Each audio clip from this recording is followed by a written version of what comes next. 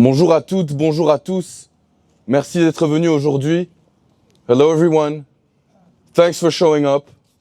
It will probably not be the last time that we have to assemble ourselves in front of the Embassy of the United States. Aujourd'hui, je vais vous lire un texte qui a été rédigé et approuvé par le CA du CPJPO. Dans ce texte, nous appelons le Luxembourg à convoquer l'ambassadeur des États-Unis.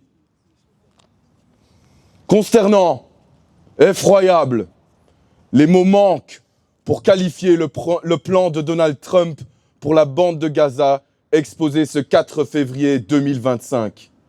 S'exprimant depuis Washington, aux côtés du Premier ministre israélien Benjamin Netanyahou, le président états-unien a réitéré son appel en faveur d'une relocalisation, d'une déportation des Palestiniens hors de l'enclave en ruine, en précisant cette fois-ci qu'il concernerait toute la population et qu'il serait permanent.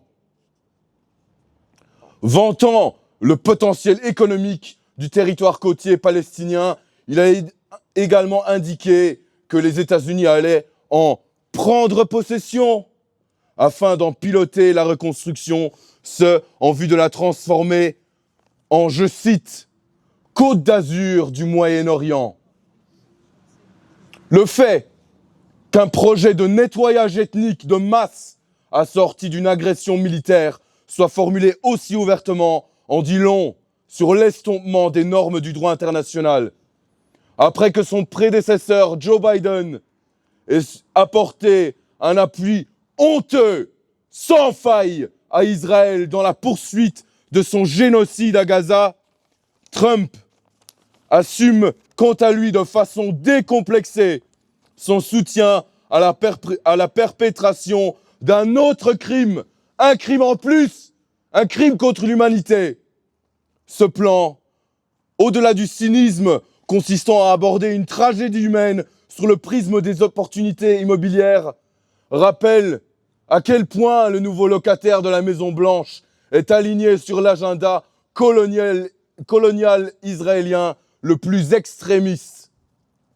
En effet, vider Gaza n'est pas seulement un rêve de fanatiques qui aspirent à recoloniser le territoire, mais également un projet qu'assume ouvertement l'establishment politique israélien depuis le 7 octobre 2023. De nombreuses déclarations officielles l'attestent.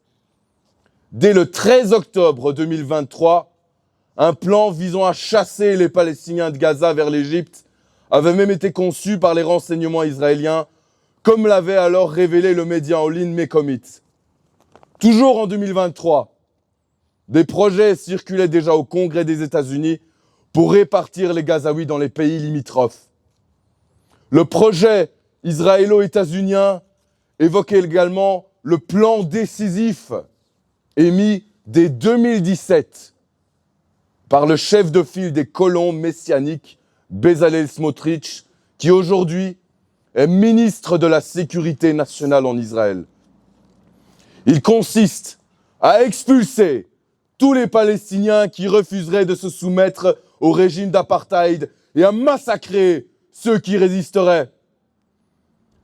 Au regard de l'offensive sanglante en cours en Cisjordanie, où l'armée d'occupation se livre à des tueries, des expulsions et des démolitions de masse inédites depuis sa conquête sanglante en 1967.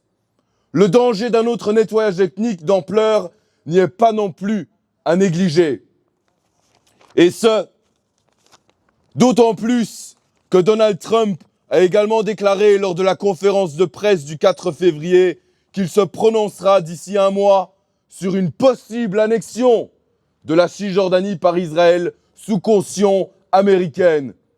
Là encore, il s'agirait de finaliser l'annexion de facto condamnée par la Cour internationale de justice et une nouvelle attaque frontale à la liberté du peuple palestinien à disposer de lui-même. Après les propos outrageux de Trump, le gouvernement du Luxembourg, lui, continue à être absent et muet. Selon l'essentiel, le ministre des Affaires étrangères aurait néanmoins fait savoir que, je cite, « Le Luxembourg s'oppose à tout déplacement forcé de la population palestinienne de Gaza, qui constituerait une violation grave du droit international, une entrave majeure à la solution à deux États et de ce fait, un obstacle essentiel à une paix durable dans la région. » C'est déjà ça. Cela dit, ce message ne se retrouve pas sur le site officiel du gouvernement. Le Luxembourg doit aller plus loin que sa timide condamnation de ce projet criminel. Il doit convoquer l'ambassadeur des États-Unis à Luxembourg pour le dénoncer dans les termes les plus fermes et contribuer à coordonner une réponse européenne à la hauteur de sa gravité. Car l'absence de réaction forte face à ces velléités de nettoyage ethnique revient à cautionner la disparition du droit international. Je répète, si le gouvernement luxembourgeois ne dit rien, n'agit pas, il est de fait complice. Qui ne dit rien consent.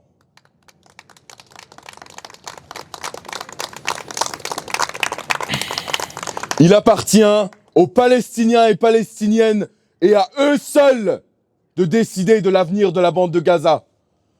La paix dans la région n'adviendra pas en les effaçant de la carte, mais en leur permettant d'exercer leur droit à l'autodétermination sur leur terre. Free, free Palestine! Free, free Palestine! Free, free, free Palestine! Free, free, free Palestine! No more apartheid! No more apartheid! End the occupation! End the occupation! Self-determination! Self-determination! Palestinian nation! Palestinian nation! Free, free Palestine!